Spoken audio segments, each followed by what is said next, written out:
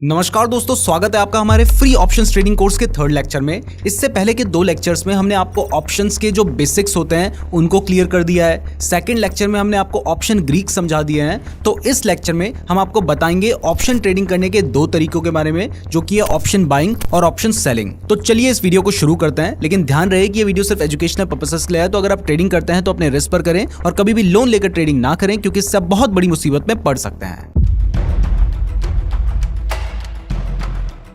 तो सबसे पहले ऑप्शन बाइंग की बात करते हैं। ऑप्शन बाइंग क्या होती है, इससे हम एक एग्जांपल से समझेंगे। वैसे इसके बारे में हमने फर्स्ट लेक्चर में भी थोड़ा बहुत डिस्कस किया था, लेकिन यहाँ पर हम थोड़ा डिटेल में बात करने जा रहे हैं। तो मान लीजिए आप एक प्लॉट खरीदना चाहते हैं जिसकी प्राइस 10 लाख रुपए है, लेकिन आपको खबर मिली है कि उस प्लॉट के सामने ही एक मॉल बनने वाला है, जिससे उस प्लॉट की जो प्राइस है वो बढ़कर 20 लाख रुपए हो जाएगी। बट इसके साथ ही आपको एक और इन्फॉर्मेशन मिली है कि हो सकता है कि उस प्लॉट के सामने से एक फ्लाईओवर चला जाए, जिससे प्लॉट फ्लाईओवर के नीचे आ जाएगा और प्लॉट की प्राइस घटकर 5 लाख रुपए हो जाएगी। और अगर मान लो आप अभी प्लॉट नहीं खरीदते हो, आप एक महीने के बाद प्लॉट खरीदने जाते हो, तो हो सकता है कि सामने वहां पे मॉल का काम शुरू हो गया होगा, जिससे जो प्लॉट की प्राइस है वो बढ़ जाएगी और तब वो प्लॉट आपको 10 लाख रुपए में नहीं मिलेगा। तो ऐसे में आप उस प्लॉट के ओनर के पास जाते हैं और उसको बोलते हैं कि मैं आपका ये 10 लाख रुपए वाला प्लॉट खरीदना चाहता हूँ, लेकिन अभी नहीं, मैं एक महीने के बाद खरीदना चाहता हूँ। तो मैं आपसे चाहता हूँ कि आप अभी मुझे ये राइट दे दें कि एक महीने के बाद इस प्लॉट की प्राइस चाहे कितनी भी होगी,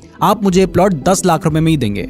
तो यहाँ पर जो प्लॉट सेल कर रहा है वो आपको बोलेगा कि अगर मान लो एक महीने बाद जो प्लॉट की प्राइस है वो बढ़कर 11 लाख 12 लाख हो जाएगी, तो फिर मैं आपको 10 लाख में ही क्यों दूंगा। तो आप उस प्लॉट के ओनर को कहते हैं कि ठीक है, एक काम करो, मैं आपको अभी 10,000 रुपए दे देता हूं, जो कि एज अ प्रीमियम मैं आपको दे रहा हूं, जिसके रिटर्न में मुझे आपसे बस इतना राइट चाहिए कि एक महीने बाद उस प्लॉट की प्राइस चाहे कुछ भी हो, आप मुझे वो प्लॉट 10 लाख में ही देंगे। तो अब यहाँ पर जो प्लॉट सेलर है उसको फ्री में 10,000 रुपए मिल रहे हैं, तो वो आपके साथ कॉन्ट्रैक्ट कर लेता है कि एक महीने बाद चाहे इस प्लॉट की प्राइस कुछ भी होगी, वो आपको वो प्लॉट 10 लाख में ही देगा। तो यहाँ पर जो प्लॉट का ओनर है उसकी ये ऑब्लिगेशन बन जाती है कि क्योंकि आपने उसे 10,000 रुपए का प्रीमियम पे किया है, तो उसने वो प्लॉट आपको 10 लाख में ही देना है, चाहे उसकी प्राइस कुछ भी हो। तो अब मान लो जो प्लॉट की प्राइस है वो एक महीने बाद बढ़कर 20 लाख रुपए हो जाती है, तो क्योंकि उसने आपके साथ कॉन्ट्रैक्ट किया है कि वो आपको वो प्लॉट 10 लाख में ही देगा, तो उसे वो 10 लाख में ही देना पड़ेगा। और ऐसे आपने सिर्फ 10,000 रुपए इन्वेस्ट किए थे और आपको वो 20 लाख वाला प्लॉट 10 लाख रुपए में मिल गया, यानी यहाँ पर आपको 9,90,000 रुपए का प्रॉफिट हो गया। जबकि इसका उल्टा, मान लो अगर वहां पर मॉल नहीं बनता है और वहां पर फ्लाईओवर बन जाता है, जिससे उस प्लॉट की जो प्राइस है वो 10 लाख से घटकर 5 लाख रुपए आ जाती है, तो ऐसे में आपको क्या लगता है कि आपको कितने का लॉस होगा। अगर आपको लगता है कि आपको 5,10,000 रुपए का लॉस होगा, तो आप गलत सोच रहे हैं, क्योंकि यहाँ पर आपको सिर्फ 10,000 रुपए का लॉस होगा जो प्रीमियम आपने पे किया था, क्योंकि अब आप उस प्लॉट को खरीदेंगे ही नहीं। तो इस तरीके से ऑप्शन बाइंग काम करती है, जिसमें आप एक प्रीमियम देते हैं जो कि इस केस में 10,000 रुपए था, और उस प्रीमियम को देकर आप एक बड़ी एसेट को खरीदने का कॉन्ट्रैक्ट कर लेते हैं, जो कि इस केस में वो लैंड था। लेकिन यहाँ पर जो आप कॉन्ट्रैक्ट कर रहे हैं वो आपका राइट है, ना कि ऑब्लिगेशन है। मतलब आप चाहें तो खरीदें या फिर ना खरीदें। लेकिन जो ऑप्शन सेलर है, जो कि इस केस में लैंड सेल करने वाला व्यक्ति था, उसकी ये ऑब्लिगेशन होती है, क्योंकि उसने प्रीमियम लिया है। तो अब अगर आप चाहें तो उसको वो प्लॉट सेल करना ही पड़ेगा, यानी उसको वो ऑप्शन सेल करना ही पड़ेगा। वैसे अगर आप बिल्कुल बेसिक से लेकर एडवांस तक का स्टॉक मार्केट सीखना चाहते हैं, तो इसके ऊपर हमने 46 लेक्चर्स का एक कोर्स बना रखा है,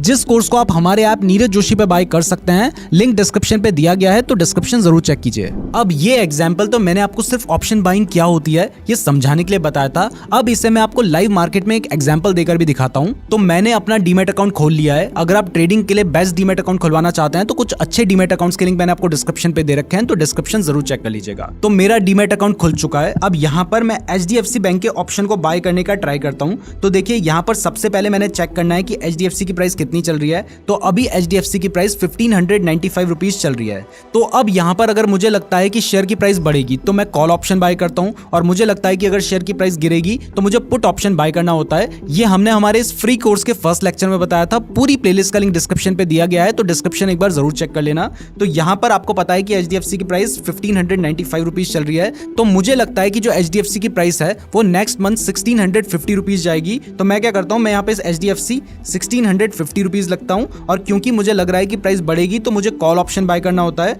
तो मैंने यहाँ पर कॉल ऑप्शन पे क्लिक कर दिया है। अब ये इस मंथ का ही दिखाई दे रहा है, तो क्योंकि मैं नेक्स्ट मंथ का देखना चाहता हूँ, तो नेक्स्ट मंथ की जो एक्सपायरी है वो 28 सितंबर की है। तो मैंने इस पे क्लिक कर दिया है। तो आप देख सकते हैं कि इसके कॉन्ट्रैक्ट की जो प्राइस है वो 10 रुपीज के आसपास चल रही है, जबकि जो HDFC बैंक के एक शेयर की प्राइस चल रही है वो कितनी चल रही है, वो 1595 रुपीज चल रही है। यानी यहाँ पर HDFC के एक शेयर को खरीदने का कॉन्ट्रैक्ट मैं सिर्फ 10 रुपए देकर कर सकता हूँ। लेकिन क्योंकि फर्स्ट लेक्चर में मैंने आपको बताया था कि यहाँ पर आपको एक स्टॉक बाय नहीं करना होता है, आपको एक लॉट बाय करना होता है जिसमें अलग अलग स्टॉक के हिसाब से अलग अलग क्वांटिटी होती है। तो HDFC बैंक में 550 की क्वांटिटी है, यानी अगर मैं HDFC बैंक के एक लॉट को बाय करने का कॉन्ट्रैक्ट करना चाहता हूं जिसमें 550 क्वांटिटी मुझे मिलेंगी, तो वो मैं सिर्फ 5940 रुपए देकर कर सकता हूं। अब अगर ऐसे में HDFC के शेयर की प्राइस बढ़ती है तो वो जितनी ज्यादा बढ़ेगी मुझे उतना ज्यादा फायदा होगा, लेकिन अगर HDFC की प्राइस गिरती है तो मैंने जो यहाँ पर 5940 रुपए दूंगा सिर्फ उसका ही मुझे लॉस होगा। तो इस तरीके से आप ऑप्शन बाय कर सकते हैं। वैसे अगर आपको फ्री ऑप्शन ट्रेडिंग की सीरीज पसंद आ रही है तो वीडियो को लाइक जरूर कर दीजिएगा, और अगर इस वीडियो में 10,000 लाइक आ जाते हैं तो हम इसका नेक्स्ट पार्ट भी अपलोड कर देंगे।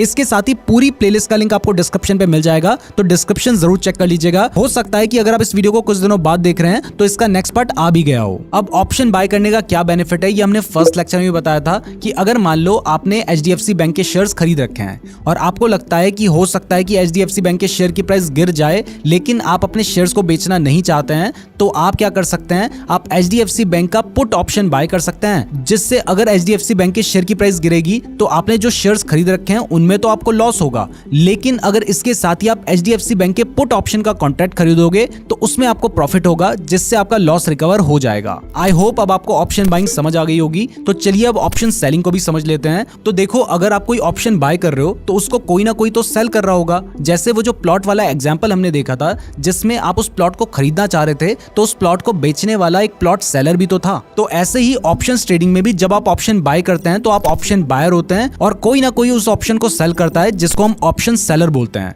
तो चलिए ये ऑप्शन सेलिंग क्या होती है इसको भी वो प्लॉट वाले एग्जांपल से ही समझ लेते हैं। तो वो जो प्लॉट वाला एग्जांपल था उसमें आप उस प्लॉट को इसलिए खरीदना चाह रहे थे क्योंकि आपको खबर मिली थी कि वहां पर एक मॉल बनने वाला है जिससे उसकी प्राइस बढ़कर डबल हो सकती है, या फिर वहां पर एक फ्लाईओवर बन जाएगा जिससे उस प्लॉट की प्राइस घटकर 5 लाख रुपए आ सकती है। तो ऐसे में एक बार ऑप्शन सेलर के पर्सपेक्टिव से देखते हैं, जो कि इस केस में हमारा वो प्लॉट सेल करने वाला व्यक्ति है। तो मान लेते हैं कि उसको पहले से पता है कि ना तो यहाँ पे मॉल बनने वाला है और ना ही यहाँ पे फ्लाईओवर बनने वाला है, और 1 महीने बाद मेरा जो प्लॉट है उसकी प्राइस 10 लाख रुपए ही रहेगी। तो आप जब उस प्लॉट सेलर के पास जाते हैं और उसको बोलते हैं कि मैं आपको 10,000 रुपए प्रीमियम दूंगा, जिसके रिटर्न में मुझे बस आपसे इतना राइट चाहिए कि 1 महीने बाद इस प्लॉट की प्राइस चाहे कितनी भी हो, आप मुझे प्लॉट 10 लाख में ही देंगे।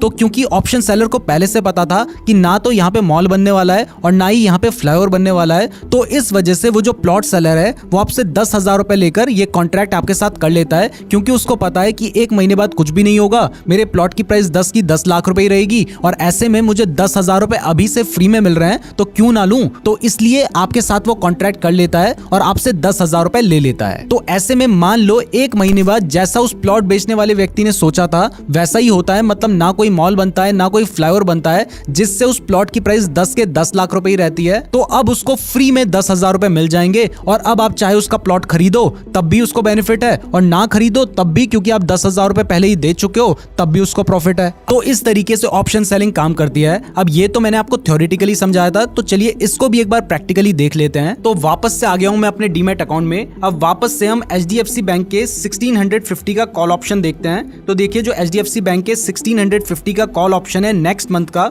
वो हमें 10 रुपए 75 पैसे के आसपास का पड़ रहा है। इससे पहले वाले एग्जांपल में जब हमने देखा था तभी हमें 10 रुपए 70 पैसे का पड़ रहा था। तो अगर हम इसको बाय कर रहे थे तो उस टाइम पर ही हमें 5,500 रुपए के आसपास पड़ रहा था, अभी 6,000 रुपए के आसपास पड़ रहा है। लेकिन अगर हम इसे सेल करना चाहते हैं, यानी अगर हम इस ऑप्शन को सेल करना चाहते हैं और इसकी एक क्वांटिटी सेल करना चाहते हैं, तो आप देख रहे हैं कि इसके लिए हमें 1,25,000 रुपए से ज्यादा देने होंगे। यानी जब आप ऑप्शन बाय करते हैं तो वो आप बहुत ही कम अमाउंट के साथ कर सकते हैं, लेकिन जब आप ऑप्शन सेल करते हैं तब आपको बहुत ज्यादा अमाउंट की जरूरत होती है। बट आप ऑप्शन सेल भी सिंपली यहाँ पर जो सेल वाला ऑप्शन है उस पर क्लिक करके सेलिंग कर सकते हैं। अब यहाँ पर मैं आपको एक पॉइंट क्लियर कर दूं कि ये जो मैंने आपको प्लॉट वाला एग्जांपल दिया था, ये मैंने आपको सिर्फ समझाने के लिए दिया था, क्योंकि ये वाले एग्जांपल से इजीली समझ आता है। जब हम प्रैक्टिकली ऑप्शन ट्रेडिंग करते हैं, जिसमें हम ऑप्शन बाइंग करते हैं या ऑप्शन सेलिंग करते हैं, उस टाइम पर जैसे ही आप ऑप्शन बाय करते हैं, आपको जरूरी नहीं है कि 1 महीने बाद तक उस ऑप्शन को होल्ड करने की जरूरत हो। आप चाहें तो उस ऑप्शन को बाय करने के 5 मिनट बाद ही अपनी पोजीशन को एग्जिट कर सकते हैं, और सिमिलरली अगर आपने ऑप्शन सेल किया है तो उस ऑप्शन को सेल करने के 5 मिनट बाद ही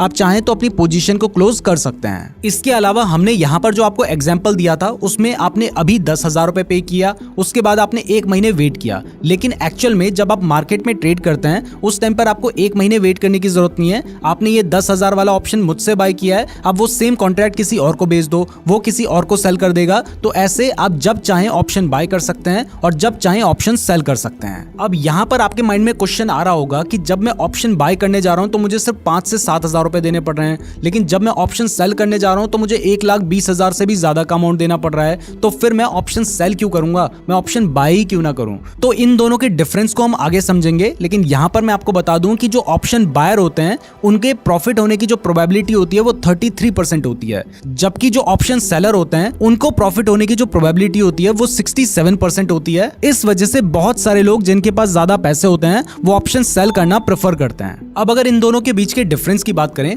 तो ऑप्शन बाइंग में जो रिस्क होता है वो लिमिटेड होता है, यानी अगर आपने 5,000 रुपए का प्रीमियम पे किया है तो आपका जो रिस्क है वो 5,000 रुपए का ही है। मतलब आपको जो मैक्सिमम लॉस हो सकता है वो 5,000 रुपए का ही हो सकता है, जबकि अगर आपको प्रॉफिट होगा तो वो अनलिमिटेड होता है, यानी कितने का भी हो सकता है। जैसे वो प्लॉट वाला एग्जांपल मैंने आपको दिया था तो उसमें जो आपका रिस्क था वो सिर्फ 10,000 रुपए का था जितना प्रीमियम आपने पे किया था, और जो आपको रिवॉर्ड मिल सकता था वो अनलिमिटेड था। अगर मान लो आपने 10,000 देकर उस 10 लाख वाले प्लॉट को बाय करने का कॉन्ट्रैक्ट किया होता और सामने मॉल बनने के साथ साथ एक मेट्रो स्टेशन भी बन जाता जिससे उस प्लॉट की प्राइस 10 लाख से बढ़कर 30 लाख रुपए हो जाती, तो आपको 20 लाख का प्रॉफिट होता, क्योंकि आपको वो प्लॉट 10 लाख रुपए में ही मिलना था। तो यानी जो ऑप्शन बाइंग होती है उसमें जो आपका रिस्क होता है वो लिमिटेड होता है और जो रिवॉर्ड होता है वो अनलिमिटेड होता है। लेकिन अगर ऑप्शन सेलिंग की बात करें तो उसमें आपका जो रिवॉर्ड है वो लिमिटेड होता है, क्योंकि इसमें आपको सिर्फ उतना ही रिवॉर्ड मिल सकता है जितना सामने वाले ने आपको प्रीमियम पे किया है। मतलब जो हमारा प्लॉट वाला एग्जांपल था उसमें आपने जो प्रीमियम पे किया था वो कितना किया था, आपने 10,000 रुपए का प्रीमियम पे किया था, तो वो जो ऑप्शन सेलर है तो उसको इस केस में मैक्सिमम 10,000 रुपए का ही प्रॉफिट हो सकता है, लेकिन उसका जो लॉस होता है वो अनलिमिटेड हो सकता है, क्योंकि अगर मान लीजिए प्लॉट की प्राइस 30 लाख हो जाती है तो उसको टोटल 20 लाख रुपए का लॉस हो जाएगा। बट मैंने आपको बताया है कि जो ऑप्शन बायर है उसकी जो विनिंग प्रोबेबिलिटी होती है वो 33% होती है, और जो ऑप्शन सेलर है उसकी जो विनिंग प्रोबेबिलिटी होती है वो 67% होती है। यानी रिस्क ऑप्शन बाइंग में लो होता है और रिवॉर्ड हाई होता है, जबकि ऑप्शन सेलिंग में जो रिवॉर्ड होता है वो लो होता है और रिस्क हाई होता है। अब अगर राइट एंड ऑब्लिगेशन की बात करें तो ऑप्शन बाइंग में क्योंकि जो ऑप्शन बायर है उसने प्रीमियम दिया है तो इसलिए उसके पास एक राइट होता है, लेकिन जो ऑप्शन सेलर है क्योंकि उसने प्रीमियम लिया है इसलिए उसके ऊपर ऑब्लिगेशन होती है कि अगर ऑप्शन बायर चाहे कि उसको वो पर्टिकुलर प्लॉट खरीदना है या उसको वो पर्टिकुलर ऑप्शन खरीदना है तो जो ऑप्शन सेलर है उसको वो बेचना ही पड़ेगा। लेकिन जो ऑप्शन बायर है उसके पास क्योंकि उसने प्रीमियम पे किया है इसलिए उसके पास राइट है कि वो चाहे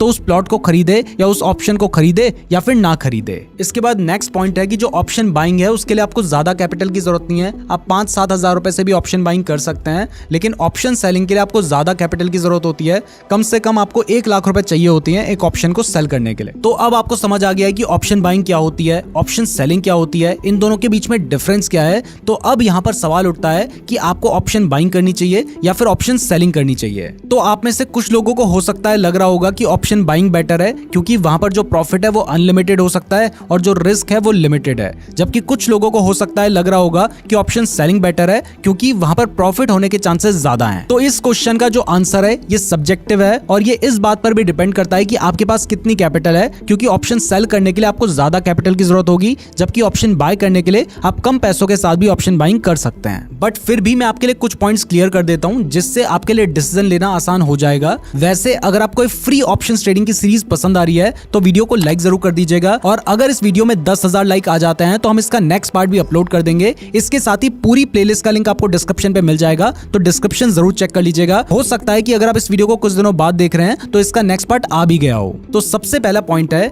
कि हमने आपको थीटा डिके, जिसको हम टाइम डिके भी बोलते हैं, उसके बारे में बताया था, जिसमें जैसे जैसे टाइम बढ़ता जाता है वैसे वैसे जो ऑप्शन बायर होता है उसके जो प्रीमियम होते हैं वो घटते चले जाते हैं। तो इस केस में जो टाइम है वो ऑप्शन बायर के अगेंस्ट में काम करता है और जो ऑप्शन सेलर है उसके फेवर में काम करता है। दूसरा, जो शेयर की प्राइस है वो आपको पता है कि 3 डायरेक्शन में मूव कर सकती है। पहला, शेयर की प्राइस बढ़ सकती है, दूसरा घट सकती है, और तीसरा उसमें साइडवेज मूवमेंट हो सकता है।